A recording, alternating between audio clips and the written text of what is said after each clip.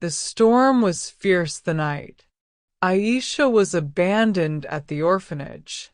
Rain hammered against the old brick walls as the frail 6-year-old stood trembling at the gate, clutching nothing but a damp teddy bear. The woman who dropped her off was faceless in her memory, a shadow in a world that had already taught her too much about loss. Aisha stared at the towering doors as they creaked open, swallowing her whole. From that moment, she knew no one would come back for her. The orphanage wasn't a refuge, it was a battlefield. The older kids were merciless, and the adults turned a blind eye to the cruelty. She had to fight for scraps of food, for a corner of a cold, shared bed, for every breath. She learned early. Kindness was weakness. Trust was a death sentence. It wasn't long before Aisha discovered she was different. While others cried themselves to sleep, she watched. She studied.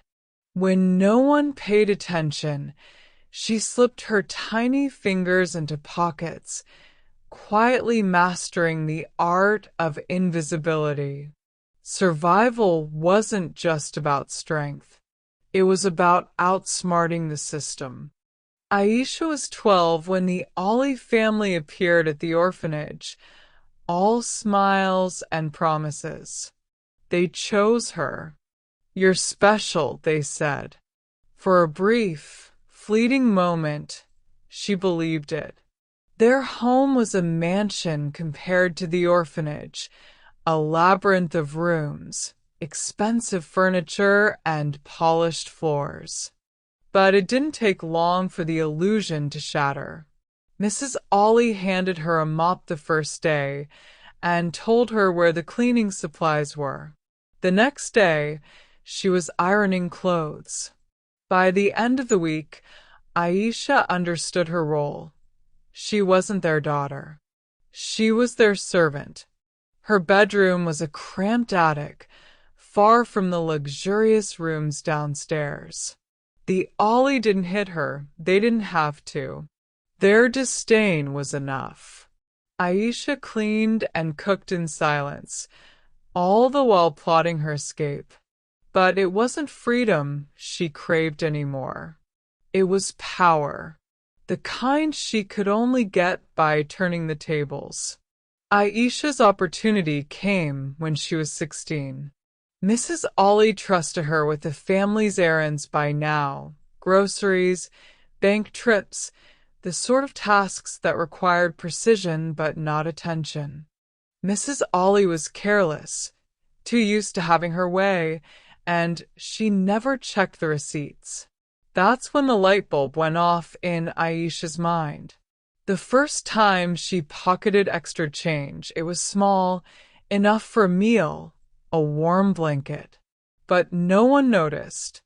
Encouraged, she started skimming off every errand she ran. Within months, she had a stash hidden in a floorboard in the attic. Aisha's skills as a thief grew with her ambitions. She was invisible, just as she had been in the orphanage, slipping through the cracks of their world without a sound. By 18, she wasn't just surviving. She was thriving quietly in the shadows. But she wasn't done yet. The Ollie family was away on vacation when Aisha made her move. She knew every corner of the house, every security code, every blind spot. She had waited years for this. The night was still as Aisha crept into Mr. Ollie's office, where he kept his prized possessions, cash, jewelry, and documents worth more than she could imagine. She picked the lock with ease, her heart racing but her hands steady. Inside the safe was more than she had dreamed. Gold, diamonds, stacks of cash, enough to disappear forever. But something else caught her eye. A set of sealed envelopes, marked with an official seal. Curiosity pricked at her. Aisha had learned not to open doors she wasn't prepared for, but this time she couldn't resist. She tore one open. It was a contract, something shady, something illegal. The Alice weren't just rich. They were criminals. A slow grin spread across her face.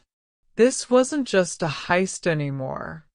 Aisha didn't run. She stayed right under the Alice noses, waiting for the right moment to strike. She had more than enough to leave, but she wanted to see how far she could push her power. She began forging connections in the underworld, using the stolen documents to blackmail the Ollie family's business partners. They didn't know who she was, but they feared her. She was untouchable, a ghost in their world of luxury and corruption. Her scams became more elaborate. She posed as a high-profile investor, scamming businessmen out of millions. She infiltrated the lives of the wealthy, charming her way into their inner circles, only to rob them blind. Aisha became a master manipulator, a chameleon in designer clothes. They called her the Silent Queen, though no one knew her real identity. She moved through the city like a whisper, her scams growing bolder, her heists more dangerous. But Aisha thrived in the danger. It was the only thing that made her feel alive. The ultimate job came when she was 25. A billionaire mogul, known for his ruthlessness, had caught wind of the Silent Queen and wanted her on his payroll. Aisha knew better than to trust a man like him, but she also knew this was the opportunity of a lifetime. She played her part perfectly, posing as an ambitious investor, charming him with ease. He invited her into his world, showing her his empire, his secrets. But Aisha had no intention of working for him. She wanted to destroy him. Over the next few months, she slowly siphoned off his fortune, transferring millions into offshore accounts under fake names. The mogul never suspected a thing. Aisha was careful, precise. But she wasn't just after money this time. She wanted revenge on every rich, powerful man who thought they could control her. And so, she planted evidence of his most illegal dealings, turning his world upside down. By the time he realized he'd been played, it was too late. His empire crumbled overnight, while Aisha vanished without a trace. Years passed, and the legend of the Silent Queen grew. Some said she retired, living off the wealth she had stolen. Others believed she was still out there, lurking in the shadows, waiting for her next target. But no one knew the truth. Aisha had walked away from the game. She didn't need the money, the power, or the thrill anymore. She had something far more valuable: knowledge. The kind that couldn't be bought or stolen. She used it to build something new. A network of women, orphans, runaways, survivors, teaching them the skills she had mastered.